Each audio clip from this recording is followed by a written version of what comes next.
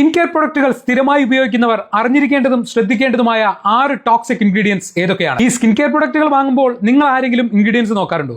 ഉണ്ടെങ്കിലും ഇല്ലെങ്കിലും ഇനി നിങ്ങൾ പർച്ചേസ് ചെയ്യുമ്പോൾ ശ്രദ്ധിക്കേണ്ട 6 ടോക്സിക് ഇൻഗ്രീഡിയൻസിനെ കുറിച്ചിട്ടുള്ളതാണ് ഈ വീഡിയോ.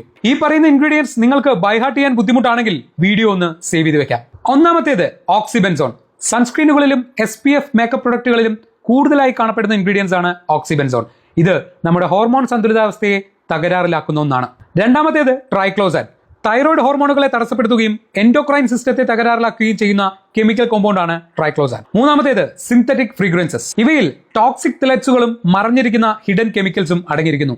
ഇത് നമ്മുടെ ഹോർമോണിനെ തകരാറിലാക്കുകയും സ്കിൻ ഇറിറ്റേഷനും കാരണമാകുന്നു. നാലാമത്തേത് BHA BHT.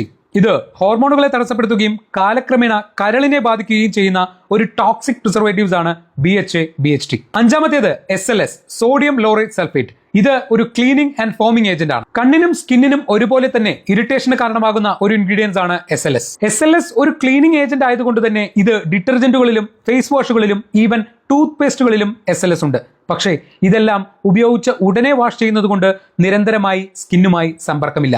പക്ഷേ സ്കിൻ കെയർ പ്രൊഡക്റ്റുകളിൽ ഉപയോഗിക്കുമ്പോൾ മണിക്കൂറുകളോളം സ്കിന്നുമായി സമ്പർക്കം പുലർത്തുന്നു. അതുകൊണ്ട് സ്കിൻ കെയർ പ്രൊഡക്റ്റുകളിൽ നിർബന്ധമായും SLS ശ്രദ്ധിക്കേണ്ടതാണ്.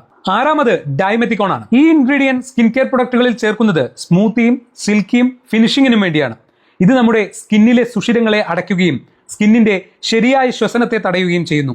ഡൈമെത്തിക്കോൺ ഉള്ള സ്കിൻ കെയർ പ്രൊഡക്റ്റ് ഉപയോഗിക്കുകയാണെങ്കിൽ തന്നെ അത് പെട്ടെന്ന് വൃത്തിയായി കഴുകിക്കളയാനും ശ്രമിക്കുക. ഓരോ പ്രൊഡക്റ്റിലും ഇൻഗ്രീഡിയൻസ് എഴുതി വെച്ചിരിക്കുന്നത് നമുക്ക് വായിക്കാൻ വേണ്ടിയാണ്. ശീലിക്കാൻ നമുക്ക് ലേബലുകൾ വായിച്ചുകൊണ്ട്. കാരണം ആ ലേബലുകൾക്ക് നമ്മളോട് എന്തൊക്കെയോ പറയാനുണ്ട്.